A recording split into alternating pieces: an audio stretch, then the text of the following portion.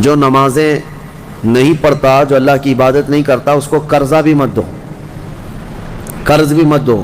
کہا کیوں؟ قرض سے اس کا کیا تعلق؟ کہا جو اللہ کا قرض نہیں ادا کر رہا وہ تمہارا کیا ادا کرے گا؟ قرض نہیں بلکہ اللہ کا فرض ہے۔ جو اللہ کا فرض نہیں ادا کر پا رہا ہو جبکہ وہ اس کا خالق ہے، تمہارے سے کیا تعلق ہے؟ انسانوں کا زیادہ سے زیادہ چند دنوں تک دوستی ہو سکتی ہے، یا رشتے بھی ہیں تو سانس تک، اس کے بعد کہاں تعلق ہے تمہارے؟ قیامت کے دن تو ماں بیٹے کو نہیں پہچانتی، بیٹا باپ کو نہیں پہچانتا، لیکن بندے اور خالق کا رشتہ تو ہمیشہ سے ہے اور ہمیشہ رہنے والا ہے۔ تم جب نہیں پیدا ہوئے تھے تب بھی تمہارا خالق اللہ ہی ہے، یعنی تمہیں نطفے سے لے کر کے یہاں تک لایا، یہاں بھی تمہارا خالق وہی ہے۔ قیامت کے دن جب وہ تمہیں دوبارہ اٹھائے گا تب بھی وہ تمہارا خالق ہے۔ خالق کا بندے سے رشتہ کبھی ختم نہیں ہوا۔ تو جو بندہ اپنے خالق کے ساتھ مکمل نہیں ہو سکا تو پھر وہ دوسرے کے ساتھ کیسے ہو سکتا ہے؟ دوسرے کے ساتھ اس کے کیا سلوک ہو سکتے ہیں؟ اسی لیے قرآن میں اللہ فرما رہا ہے کیا تم یہ سوچ کر کے بیٹھے ہو کہ ہم نے تمہیں خالی پیدا کیا ہے اور کیا تم نہیں لوٹائے جاؤ گے؟ ہماری طرف لائے جاؤ گے، ہر ایک لوٹائے جائے گا، ہر ایک۔ ابھی چند دنوں پہلے کی ایک بات ہے، ایک چھوٹا سا رسالہ، ایک لٹریچر جو گوتم بدھ کی عبادت کرتے ہیں ان لوگوں کی طرف سے تھا کہ دنیا کا ایک بہت اعلیٰ ذہن کا انسان تھا، اس نے بہترین تعلیمات دی تھی، تو اس پر کسی نے، ایک مسلمان نے نقطہ لگایا تھا اور ان سے بحث ہو رہی تھی۔ جو بدھسٹ ہیں وہ یہی کہہ رہے تھے کہ آپ بدھا کی جو عبادت کرتے ہیں کیوں کرتے ہیں؟ کہا کہ وہ مہان آدمی ہے، مہان انسان ہے، مہان آدمی تھا، بڑے اچھے اخلاق تھے، بڑی اچھی تعلیمات دنیا کو دی۔ تو پھر پوچھنے والے نے پوچھا کہ وہ کہاں ہیں؟ کہا وہ تو چلے گئے۔ کب؟ کہا برسوں ہو گئے، 2500 سال پہلے تو انتقال ہو گیا، مر گئے۔ کہا آئے تھے اور چلے گئے۔ تو پوچھنے والے نے پوچھا تو یہ تو بڑے کمال کی بات نہیں، پھر ان کو لایا کون تھا اور واپس دنیا سے لے کے کون گیا؟ اگر وہ سب سے مہان ہے تو آج ہوتا اور ہم بھی اس کے پیچھے چلتے۔ کہا کہ اب وہ پیدا ہوا اور پھر دنیا سے چلا گیا، ہم یہ پوچھ رہے ہیں کون ان کو دنیا میں لایا تھا اور کون دنیا سے لے کے گیا؟ وہ بیچارہ خاموش ہو گیا۔ اس نے کہا کوئی تو طاقت ہوگی۔ کہا وہی طاقت ہر ایک کو موت کے بعد لوٹائے گی۔ دنیا کا چاہے سب سے بڑی طاقت کا انسان بھی کیوں نہ ہو، اسے موت ہے اور وہ اللہ کی بارگاہ میں لوٹایا جائے گا۔ اسی کو اللہ تعالیٰ فرماتا ہے تم کیا سوچ کر کے بیٹھے ہو کہ تم ہماری طرف نہیں لوٹائے جاؤ گے؟ تم سب کو اللہ کی طرف لوٹ کر کے جانا ہے۔ اس دن کو یاد رکھو، اس دن کو یاد رکھو جب یہ ساری چیزیں دھری کی دھری رہ جائیں گی اور تم آخری سفر پر نکل چکے ہوں گے، اور عجیب و غریب حالت میں ہم جاتے ہیں۔ میرے عزیزو، یہ سارے ہمارے کپڑے، ہماری جائیدادیں، ہماری سواریاں، ہماری گاڑیاں سب رہ جاتی ہیں۔ آج تک آپ نے دیکھا کہ کوئی آدمی جنازے کی بجائے مرسیڈیز میں قبر میں جا رہا ہو؟ نہیں، وہ بھی 4 کندھوں پر بوجھ بن کر کے ہی جا رہا ہے۔ بڑی اعلیٰ قسم کی سواریاں وہ وہیں رہ جاتی ہیں، بڑے عمدہ لباس یہیں رہ جاتے ہیں۔ آخری سفر کا ایک مخصوص لباس ہے، ایک مخصوص انداز ہے اور ایک مخصوص طریقے سے لے جا کر کے قبر کے حوالے کر کے آ جاتے ہیں۔ اور اسی کو فرمایا گیا ہے کہ جس کو یہ اپنا آخری سفر یاد ہوگا اسے یہ بھی یاد ہوگا کہ میں یہاں کیوں آیا ہوں۔ کبھی آج تک آپ نے اپنے اندر جھانک کر کے پوچھا، کبھی سوچا زندگی میں کبھی ایسا وقت آیا آپ کے؟ ابھی جیسے مثال کے طور پر مسجد میں آ کر بیٹھے، ابھی میں آپ سے پوچھوں پکڑ کر کے کیوں آئے ہو یہاں پہ مسجد میں، فوراً آپ جواب دیں گے عبادت کے لیے آئے ہو۔ مسجد کائے کے لیے ہے؟ عشاء کا وقت ہو رہا تھا، نماز پڑھنے کے لیے آیا، یا محفل چل رہی تھی محفل میں آ گیا؟ یہ تو تمہارا مقصد ہے۔ ہر کام کا تمہارا مقصد ہوتا ہے۔ کبھی یہ سوچا میں دنیا میں کیوں آیا، پوری دنیا میں میں کیوں آیا؟ جس نے اس سوال کا جواب حاصل کر لیا وہ معرفت کو پہنچ گیا۔ جو صحیح طریقے سے اس جواب کو پہنچ گیا وہ اللہ کی معرفت حاصل کر لے گا۔ اسی لیے میرے عزیزو، آگے رب تعالیٰ فرماتا ہے افحسبتم انما خلقناکم عبثا افحسبتم انما خلقناکم عبثا وانکم الینا لا ترجعون. حضرت موسیٰ علیہ الصلوۃ والتسلیم کے متعلق ایک بات ملتی ہے. ایک چھپکلی تھی، دیوار پر چل رہی تھی. موسیٰ علیہ السلام نے پوچھا مولا اس کا کیا کام ہے، اس کا کیا کام ہے، یہ کیوں پیدا ہوئی ہے؟ چھپکلی کا ضروری نہیں کہ ہر ایک کی حکمت آپ کو معلوم ہو کون دنیا میں کیوں آیا. اللہ نے کوئی بھی چیز بغیر فائدے کے نہیں پیدا کی. رب تبارک و تعالیٰ نے ارشاد فرمایا موسیٰ تھوڑی دیر پہلے چھپکلی نے مجھ سے پوچھا کہ موسیٰ کو مولا تو نے کیوں پیدا کیا. حضرت موسیٰ علیہ السلام کا کیا کیا کام ہے. یہ ضروری نہیں کہ مخلوقات کو ایک دوسرے کی حکمتیں معلوم ہوں، ضروری نہیں ہے. لیکن اللہ تعالیٰ عبث بغیر کسی وجہ کے محض کسی کو نہیں پیدا کیا. بس اپنے مقصد زندگی کو سمجھو اور فالتو اپنی زندگی کو ضائع مت کرو. جو لوگ بیٹھے اسی طرح سے اپنی زندگی کو ضائع کر رہے ہیں ان نوجوانوں کو ایک دن احساس ہو جائے گا کتنی قیمتی چیز دنیا میں ضائع کر دیا انہوں نے. کتنی قیمتی چیز، کروڑوں کا معجون ملا کر کے بھی بڑھاپے کو جوان کر کے دکھا دو. یہ گیا وقت پھر ہاتھ آتا نہیں، صدا دور دورہ دکھاتا نہیں. آپ جس طرح سے تیزی سے اس دنیا کو کاٹتے ہوئے جا رہے ہیں میاں، ہم تو منٹ منٹ گن رہے ہیں. آج دیکھیں ہم 15 تراویح پڑھ چکے ہیں الحمدللہ. ابھی تو ہم چاند کے انتظار میں تھے. یوں ہی وقت آئے گا، اللہ آپ کو سلامت رکھے. ہماری زندگی کا بھروسہ نہیں، اگلا رمضان بھی پھر آپ بیٹھیں گے. بہت تیزی سے آپ کی زندگیاں گزرتی جا رہی ہیں اور اچانک ایک دن اعلان ہو جائے گا فلاں کا بیٹا انتقال کر چکا، جنازے میں حاضر ہو جاؤ. یہی زندگی ہے. اسی لیے ابس اپنی زندگی کو ضائع نہ کریں. جو زندگی کے لمحات ہیں ان میں کچھ نہ کچھ انویسٹ کر دو تاکہ قیامت کے دن شرمندہ ہونا نہ پڑے، ذلیل ہونا نہ پڑے، رسوا ہونا نہ پڑے. بہرحال دوسری سورہ ہم نے جو تلاوت کی سورۃ النور، سورہ نور ہے. اس میں احکام بہت سارے آئے ہیں. اس کی شروعات جو ہے وہی بہت ایک سخت ترین گناہ اسلام میں اس کے مذمت میں آئی، زنا. اللہ نے قرآن میں جگہ جگہ فرمایا وَلَا تَقْرَبُوا الزِّنَا إِنَّهُ كَانَ فَاحِشَةً وَسَاءَ سَبِيلًا. زنا کے قریب بھی مت جانا.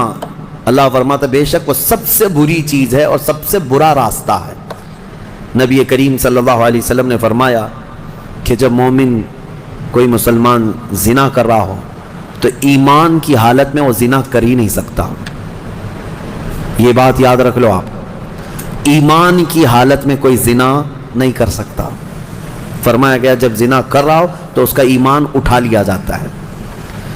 ایمان اس کے ساتھ نہیں ہوتا، ایمان اٹھا لیا جاتا ہے. ایمان اور زنا جمع ہو ہی نہیں سکتے ایک انسان کے اندر. یہ بہت سخت وعید ہے میرے آقا صلی اللہ علیہ وسلم کی حدیث پاک میں. ایمان کی حالت میں زنا نہیں ہوتا اور جب زنا کر رہا ہوتا ہے تو ایمان نکال لیا جاتا ہے، وہ معلق ہوتا ہے، آسمانوں پر لٹکا ہوتا ہے. اس زنا کے حالت میں اس کے ساتھ ایمان نہیں ہوتا. اب جو آیتیں آئی ہیں اللہ فرماتا ہے الزانیۃ والزانی فاجلدوا کل واحد منہما 100 جلدہ. زنا کرنے والے مرد اور زنا کرنے والی عورت کو 100 کوڑے مارو. یہ ان کے لیے ہے جو غیر شادی شدہ ہے، اور جو شادی شدہ ہیں ان کے لیے رجم ہے. رجم کا مطلب ہے پتھروں سے اتنا مارو کہ وہ ختم ہو جائے، ان کی موت تک انہیں سنگسار کرنا ہوگا. یہ اتنی ہیبت ناک سزا ہے دنیا میں کہ دیکھو تو رونگٹے کانپ جائیں آپ کے. لیکن لوگوں کو ایسا لگتا ہے کہ ایسی اتنی بڑی سخت سزا کیوں ہے. میرے عزیزو، یہ ایک ناسور ہے، ایک کینسر ہے معاشرے کا، ایک کینسر ہے. جب کیمو کرتا ہے ڈاکٹر تو بہت سخت تکلیف ہوتی ہے. کیمو تھراپی آسان نہیں ہے. پورے جسم کے بال جل جاتے ہیں، خون میں پتہ نہیں کیا سے کیا ہو جاتا ہے. کیوں؟ ایک پھوڑی کہیں پر کینسر کی آئی ہوتی ہے، اس کو ختم کرنے کے لیے پتہ نہیں 10 12 کیمو دیے جاتے ہیں. زنا جو ہے پورے معاشرے کا ناسور ہے، کینسر ہے. اور اگر اس پھوڑی کو نہیں ختم کیا گیا تو ہر ایک کے ہاں یہی چیز، یہی پھوڑی ہوگی. یہ وائرس کی طرح پھیلے گا. اور اسلام نے یہ سب سے بڑی سزا رکھی ہے زنا میں، سب سے بڑی سزا ہے. آج دنیا یہ مطالبہ کر رہی ہے کہ ریپسٹ کو اسلامی سزا دی جائے. کیوں؟ ان کی بیٹیوں کا جب ریپ ہو جائے تو وہ چلاتے ہیں۔ اسلام وہ ہے جو ہر ایک کی بیٹی کو بیٹی کا ہی درجہ دیتا ہے، ایک عظیم خاتون کا ہی درجہ دیتا ہے۔ زنا چاہے بالجبر ہو بالرضا ہو، دونوں زنا ہے، یعنی زور زبردستی کیا ہوا زنا ہی ہے، خوشی سے کیا ہوا اور بڑا گناہ ہے، اور بڑا گناہ ہے، اس میں اور زیادہ ہلاکت ہے۔ اس کے متعلق حدیث پاک میں ہے زانی کے لیے 15 عذابات ہیں، 15 عذاب ہیں، 5 دنیا میں دیے جائیں گے، 5 قبر میں دیے جائیں گے، اور 5 قیامت کے دن دیے جائیں گے۔ یہ 15 عذابات وہ جھیلتا رہے گا زانی، 5 دنیا میں، 5 قبر میں، اور 5 قیامت کے دن۔ جو سب سے بڑا عذاب ہے اس کے لیے، میں نے جو سمجھا، یہ 15 کی میں اگر تفصیل بیان کروں تو بہت لمبا ٹائم جائے گا۔ یہ 15 عذابات کیا کیا ہیں؟ دنیا میں جیسے اس کے رزق کی برکت ختم ہوگی، اس کے چہرے کی رونق اٹھا لی جائے گی، اور جو 5 عذابات اس کے دنیا میں ہونے والے ہیں، اس طرح سے 15 عذابات میں جو سب سے بڑا عذاب میں نے جو سمجھا وہ یہ ہے کہ قیامت کے دن رب تعالیٰ اس کی طرف نظر بھی نہیں فرمائے گا۔ یہ سب سے بڑا عذاب نہیں ہے تو اور کیا ہے؟ اور نبی پاک صلی اللہ تعالیٰ علیہ وسلم کی بہت ساری حدیثیں ہیں کہ اللہ تعالیٰ اس کو نہ عرش کا سایہ عطا فرمائے گا اور نہ اس کی طرف نظر فرمائے گا، بلکہ یہ فرمایا کہ جنت 500 سال کی مسافت سے اس کی خوشبو آ رہی ہوگی، لیکن زانی وہ خوشبو بھی نہیں سونگھ سکے گا۔ بڑی سخت سزا ہے۔ اور میرے عزیزو، اس سورے میں اللہ تعالیٰ نے کئی مرتبہ یہ زانیوں کا ذکر فرمایا، الزانیۃ والزانی فجلدوا کل واحد منہما 100 جلدہ، 100 کوڑے مارو، ولا تأخذکم بہما رأفۃ فی دین اللہ، اور اللہ کے دین میں کوئی ہمدردی مت لینا، یہ بھی حکم ہے۔ کسی کے ساتھ نرمی مت کرنا، ایسے اگر کسی کے ساتھ ہو گیا ہے تو۔ ان کنتم تؤمنون باللہ والیوم الاخر، اللہ فرما رہا ہے اگر تم اللہ اور آخرت پر ایمان رکھتے ہو تو ذرا برابر بھی نرمی نہ لینا اس پر۔ وہ اور دوسرا ایک اور سخت حکم یہ ہے، وَلْيَشْهَدْ عَذَابَهُمَا طَائِفَةٌ مِّنَ الْمُؤْمِنِينَ، زانی اور زانیہ کو چپکے سے کہیں سزا مت دے دینا، بلکہ اللہ فرما رہا ہے ان دونوں کے عذاب پر پورے مومنوں کو گواہ بناؤ، سب کے سامنے ان کی سزا ہو۔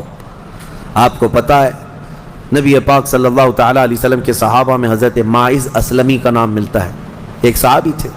یہ ایک دن روتے ہوئے بارگاہ رسالت میں آپ صلی اللہ علیہ وسلم میں آئے، کہا آقا مجھ سے گناہ ہو گیا ہے۔ حضور نے فرمایا کیا ہوا؟ کہا کہ میں بتا نہیں سکتا۔ حضور نے پھر پوچھا بتاؤ تو صحیح کیا ہوا ہے؟ کہا بولتا ہوں تو منہ کو کلیجہ آ جاتا ہے، کلیجہ منہ کو آ جائے اس طرح کی چیز ہے میں نہیں کہہ سکتا۔ حضور نے فرمایا بتاؤ ماعز تمہارے لیے ہم ذریعے حل تلاش کر کے بتا دیں؟ انہوں نے کہا یا رسول اللہ مجھ سے زنا ہو گیا ہے۔ اتنا کہنا تھا نبی پاک صلی اللہ علیہ وسلم نے اپنا چہرہ پھیر لیا، صحابی ہیں حضور کے، خطا ہو گئی میرے آقا لیکن آیا ہوں آپ کے دربار میں۔ جب حضور نے اپنا چہرہ پھیر لیا اب بچا کیا تھا؟ اب وہ رونے گڑ گڑانے لگے، قدموں میں گر گئے، اتنا روتے رہے اتنا روتے رہے۔ اسی کو شاید امام اہل سنت فاضل بریلوی نے ترجمانی میں اشعار میں یوں کہا ہے، یا رسول اللہ تجھ سے جو منہ چھپاؤں تو کروں کس کے سامنے، کیا اور کسی سے توقع نظر کی ہے؟ بد ہیں تو آپ کے، بھلے ہیں تو آپ کے، ٹکڑوں پہ یہیں کے پلے ہیں، رخ کدھر کریں؟ نبی پاک صلی اللہ تعالیٰ علیہ وسلم نے پھر ان کو اٹھایا اور پوچھا بتاؤ ہوش میں ہو، ہوش و حواس میں کہہ رہے ہو؟ حضور نے جب پوچھا کہا ہاں میں ہوش و حواس میں کہہ رہا ہوں۔ کہا تمہیں کوئی بیماری، کوئی غشی، کوئی نشہ تو نہیں؟ کہا نہیں میں ہوش و حواس میں کہہ رہا ہوں۔ 3 مرتبہ جب پوچھا تو انہوں نے اقرار کیا۔ صحابہ سے میرے آقا نے فرمایا دیکھو ماعز اقراری مجرم ہے، اسلام میں سزا ہے، یہ شادی شدہ ہے، لے جاؤ اس کو سنسار کر دو، سنسار کرو۔ خود میرے آقا صلی اللہ علیہ وسلم سزا میں تو نہیں گئے، صحابہ کے حوالے کر دیا۔ اب وہ مدینے میں ایک پہاڑی ہے جبل انم، وہاں پر لے جایا گیا اور پہاڑ کے اوپر سے ماعز اسلمی کو ڈھکیل دیا گیا۔ وہ لڑکتے ہوئے نیچے آئے، تھوڑا سا بہت اونچی پہاڑی نہیں ہے، وہ چھوٹی پہاڑی ہے۔ پھر وہاں سے جتنے صحابہ تھے ان سب نے پتھر مارنا شروع کیا، اور سب اتنے پتھر برسائے گئے تھے کہ ماعز اسلمی کی روح نکل گئی، انتقال ہو گیا، زخمی حالت میں تھے۔ جب واپس آئے میرے آقا صلی اللہ علیہ وسلم غمگین تھے، اس وقت صحابہ سے پوچھ رہے تھے بتاؤ ماعز کے ساتھ کیا کیا تم نے؟ کہا حضور سب ان کو سنسار کر رہے تھے۔ ایک صحابی آگے بڑھ کر کہتے میرے ہاتھ میں اونٹ کی ہڈی تھی، وہ لے کر کے میں نے مارا تو ماعز کی کھوپڑی پر لگ گیا، خون کا فوارہ اچھل کر میرے بدن پہ آیا۔ میں نے یہ کہا یہ کس پاپی کا خون لگ گیا، یہ کس خطاکار کا خون لگ گیا؟ میں کپڑے جھاڑ کر کے باہر آ رہا، میرے آقا صلی اللہ تعالیٰ علیہ وسلم کو بڑا غم ہوا، کھڑے ہو گئے، کہا یہ جملہ مت کہو، ماعز نے موت سے پہلے سچی توبہ کر لی۔ سزا تو دینی ہی تھی، اسلامی حکومت ہے تو سزا دی جائے گی، صرف توبہ کافی نہیں ہے۔ توبہ کر لی لیکن اب اس کے لیے برا جملہ مت کہو۔ میرے آقا نے فرمایا اللہ تعالیٰ نے ماعز کی سچی توبہ کی وجہ سے جبرائیل کو بھیجا اور یہ فرمایا یا رسول اللہ آپ کے غلام نے ایسی توبہ کی ہے کہ اس کی توبہ کے عوض اللہ نے پورے مدینے والوں کی گناہ معاف فرمایا، سب کی توبہ کے برابر فرما دیا۔ میرے عزیزوں سزا تو دی گئی۔ ایک اور صحابی آئے، وہ بھی آئی تھی بارگاہ رسالت محمد صلی اللہ علیہ وسلم میں، کہا کہ مجھ سے خطا ہو گئی، حمل بھی تھا۔ حضور نے فرمایا جاؤ بچے کی ولادت کے بعد آؤ۔ بچہ پیدا ہو گیا، وہ بچہ کو 1 دن 2 دن کا بچہ تھا، وہ لے کر کے حاضر ہو گئی، کہا مجھے پاک کر دیجئے، مجھے پاک کر دیجئے۔ ان صحابہ کو یہ ڈر تھا کہ قیامت کی سزا بہت سخت ہے، دنیا ہی میں لے لو بہتر ہے، بہت عظیم ہے سزا جو قیامت کے متعلق فرمایا گیا۔ وہاں تو ہلکی سزا یہ ہے زنا پر کہ فرشتے لوہے کی سلاخ جو ہوتے ہیں وہ گرما کر کے ان کی شرمگاہوں پر مار رہے ہوں گے، اور ان کی شرمگاہوں سے جو پیپ نکل رہا ہوگا محشر کے دن، فرمایا کہ ان کی بدبو سے پورے محشر والے کانپ رہے ہوں گے۔ زانیوں کی جو ہلکی سزا ہے، پھر جہنم کی سزا کا تو کیا شمار ہی نہیں۔ لیکن یہ صحابیہ آئیں، کہا کہ حضور نے فرمایا بچہ ہونے کے بعد اور بچہ لے کر کے پھر آئی۔ حضور نے فرمایا ابھی تو پیدا ہوا بچہ، اس کا حق ہے، اس کو جاؤ دودھ پلا کے آؤ۔ حضور پاک صلی اللہ علیہ وسلم کے پاس سے ہو گئیں، 2 سال تک دودھ پلایا، اور پھر جب بچہ تھوڑا بہت چلنے پھرنے لگ گیا، غلط صحیح کو پہچاننے لگ گیا، تو آئی حضور کی بارگاہ میں، کہا یا رسول اللہ اب میرا بچہ میرے بغیر رہ سکتا ہے، یہ صحیح غلط کو پہچاننے لگ گیا، اب دودھ بھی چھوڑ چکا ہے، مجھے پاک کی کریں۔ وہ کیسی خواتین تھیں اس وقت بھی، چاہتے تو بہانے بنا لیتے، میں نے کیا ہی نہیں، خود اقرار کر کے انہیں پاک ہونا ہے۔ اللہ کی بارگاہ میں یہ عیب اور یہ دھبا لے کر نہیں جانا چاہتا۔ پھر ان کے سنسار کا بھی حکم دیا گیا، اس خاتون پر بھی سنساری ہوئی، یہاں تک کہ ان کی موت واقع ہو گئی۔ میرے عزیز و اسلام میں بڑی عظیم سزائیں ہیں، صرف میں یہ دنیاوی سزا آپ کو سنا رہا ہوں، اس سے گیس کر سکتا ہے آدمی دنیا میں جو ہائیسٹ سزا ہے اسلام میں وہ زنا پر ہے، لیکن یہ بھی کہا گیا ہے کہ یہ صرف اور صرف 100 میں سے 99 حصہ بھی اس کا یہاں سزا نہیں دی جا رہی، باقی 99 درجے زیادہ حشر کے دن اس کی سزا ہے۔ اگر وہ توبہ کے بغیر مر گیا، اگر وہ پاک ہوئے بغیر مر گیا،